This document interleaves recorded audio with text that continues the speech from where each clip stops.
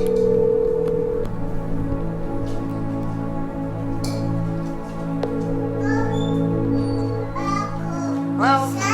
Hey, how soon do you think you can get to our house? Why? Ryan has been in a work accident and I don't know how bad it is, but I need to meet them at the hospital and I need you to come watch the boys. I'll be right there. Okay.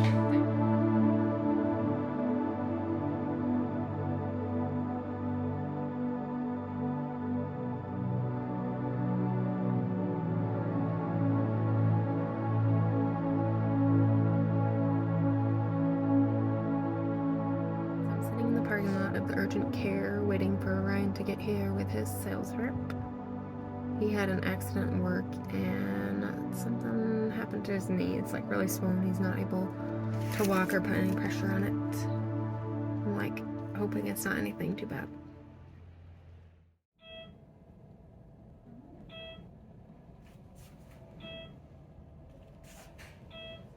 Before? Right there.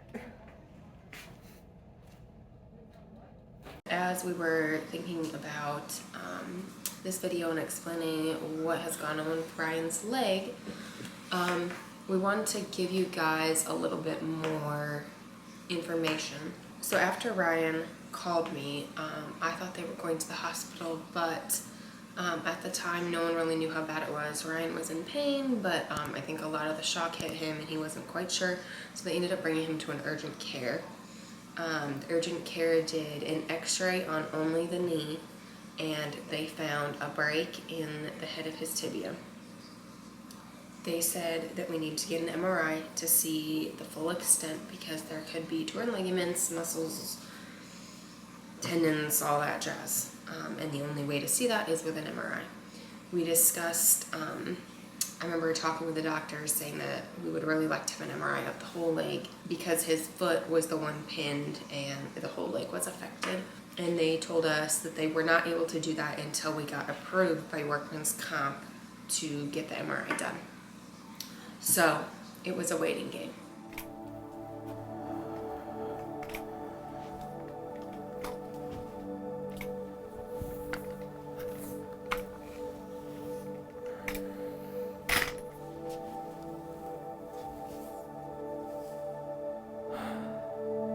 It hurt a lot of pain. Didn't know what was going on until I looked down and I saw that I was pinned and the log was still in the air. All that weight on my leg.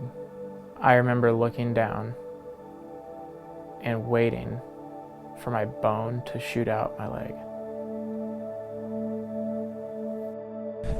Get it on the ground! Hurry! I remember laying my head down on the tree, just trying to breathe through the pain. And it was agonizing. I was in so much pain I didn't know if I could get down on my own. I had a guy on the ground who knows how to climb, and I thought about asking him to come up and get me, help me down. But as I laid my head down on the tree, I kept thinking, kept trying to relax my body. I'm like, okay, I can do this. I can get down. And I slowly maneuvered my way down the tree. And I got down. One of the things they explained to us at urgent care to look out for was that the swelling can sometimes go inside the joint of the knee and can cut off circulation in the leg.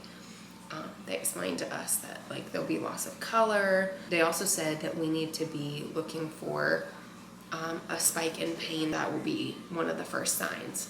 And if that happens, to go to the ER immediately and to really even call an ambulance, they said.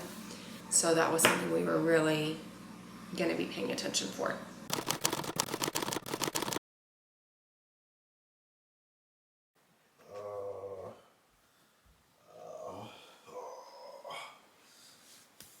Hurt so bad.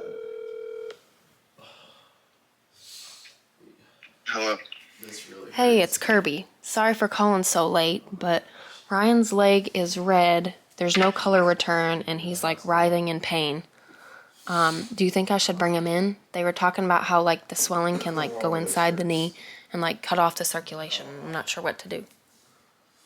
Hold on, let me get Cassie in on this. Okay. Hey Kirby, I just heard everything. Hey. What do you think? You checked the circulation? Yeah, it's like purple, and when I'm like trying to see if there's color return, it's like not coming back. And I gave him ibuprofen a few hours ago, and it should still be working, but he's like rocking back and forth in so much pain right now. I mean, if it were me, I'd rather be safe than sorry. Yeah. That's a big thing, you know. Yeah. If you lose the circulation, that could cause a lot of damage. Yeah. Okay. Yeah, you're right. Okay, I think we should bring him in. Yeah, and you know he knows his body better than anybody else. If he's in that much pain, something's wrong. Yeah. So, Yeah, you're right. Okay. Okay. Sorry for calling so late. Thanks, guys. no worries. Call us for any time. Awesome. Yep. Thanks. Let us know how he's doing. Okay. All right, bye. Bye. Fast forward to that night, middle of the night, Ryan wakes me up. He's rocking back and forth in pain. He's telling me to bring him to the hospital. So I'm go to look at his leg, and it is completely purple. It was really scary. I mean, it looked dead. I don't see him like that ever. You know, Ryan's like the strongest man I know. So decided to call our neighbors, David and Cassie. Now, David and Cassie are amazing people. Some of the kindest people you'd meet. Cassie has worked in the medical field for over a decade, and when we met them, they were like, hey, we're here anytime. Call us if you ever need anything, middle of the night. And that was the first thing that hit my mind is I need to call David and Cassie. So we bring them to the ER, and they did nothing. They didn't take his splint off. They didn't x-ray it. They told us that we needed to see an ortho as soon as possible and asked if we had a referral, and we did not.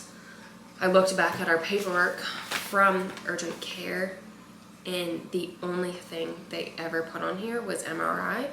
That is all the paperwork says. We never even got a referral to an ortho.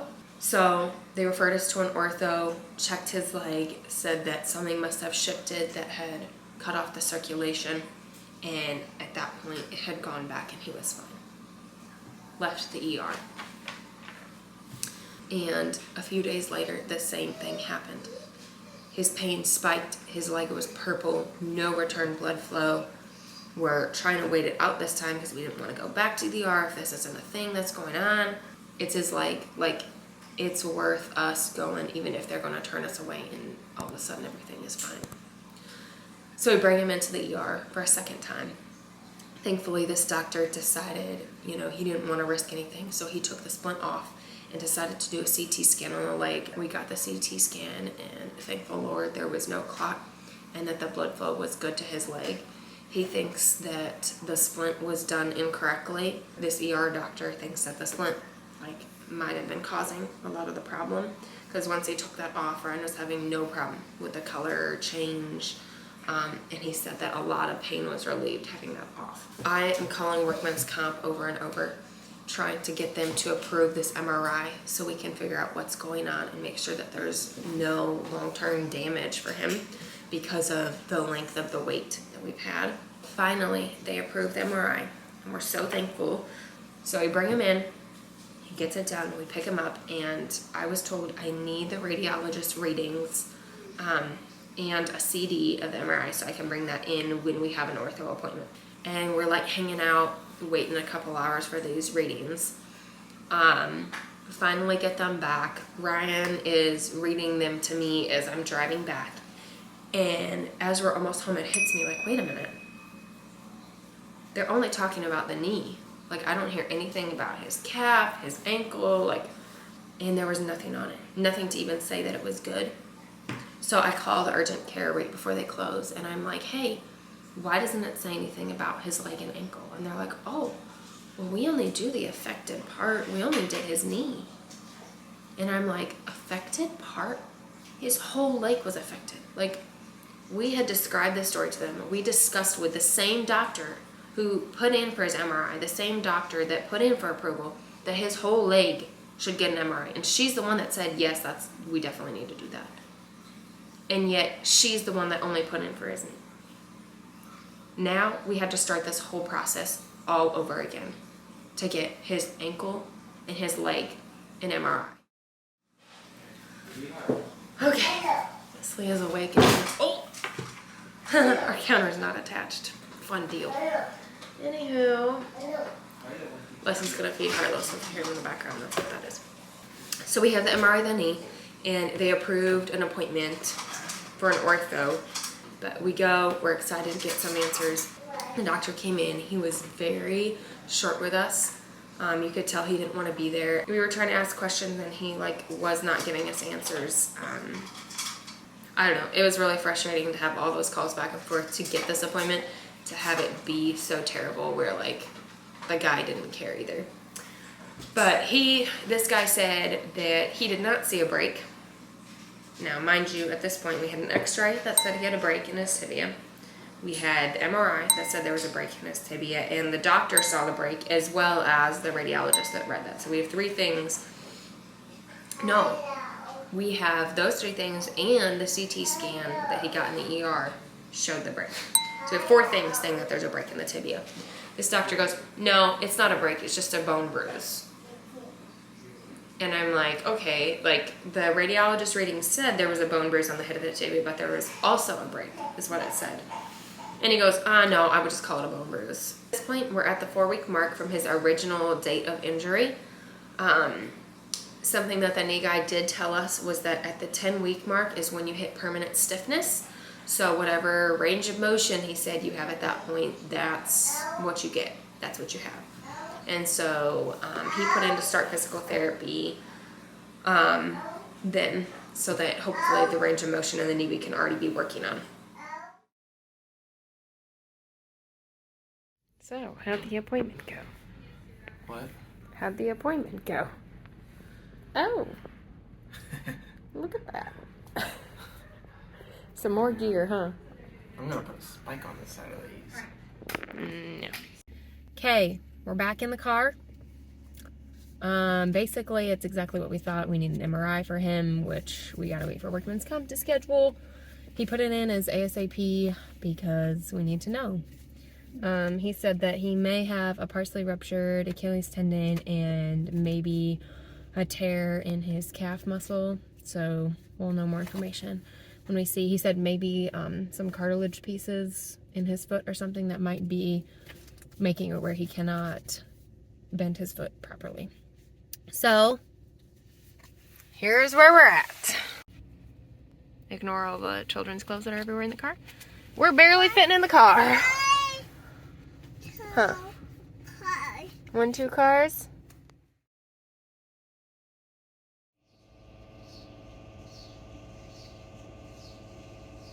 Waiting for Ryan to get out with his MRI. It's 2 back-to-back appointments. At this point, we have the scans of the leg and ankle, but we don't know what they say.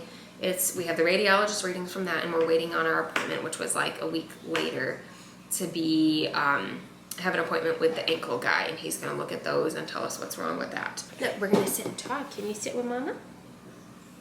Yes, Mama. Wes? Wes, yeah. Wes? You want to see Wes on the camera? Yeah. Okay, in a minute. Let Mama finish, and then you can see Wes on the camera, okay? Yes, Mama? Yes. Thank you. Finally have the appointment with the ankle doctor. And this guy was great. Shout out to Dr. Barcel. He was amazing, very personable, and knew his stuff so well. He not only looked at his ankle and his leg, but he looked at the knee again. When they did the 2 MRIs, it was 2 of his leg and his, yes, 2, good job, of his leg and his ankle. It also showed the break on his tibia. So now 5 things are saying that there's a break. Dr. Barcel saw that and agreed that it is a break. He said it's basically a crack in his bone. It is not all the way through the head of the tibia, but it is a good crack He said, Blue, he said no weight bearing on that leg for 3 to 4 more weeks because we don't want that to become a full break. If it does fully break, then he will need surgery. He said that we need to see him back at that 3 to 4 week mark, and he's going to re-x-ray the whole leg to verify that the break did not worsen. Dada? So there's no major damage that will cause surgery to be needed in the ankle. The Achilles tendon is partially torn, which is probably what was causing the majority of his pain in his ankle. He said that his calf has some partially torn muscles in it. He said all of that should heal on its own. And then just a break in his knee. We also know that he's got a torn meniscus, and that we're going to be discussing surgery with the first doctor at the 6-week mark. He was not even willing to talk with us about it at that first appointment with him. So when we get to the 6-week mark, we'll discuss that. And then...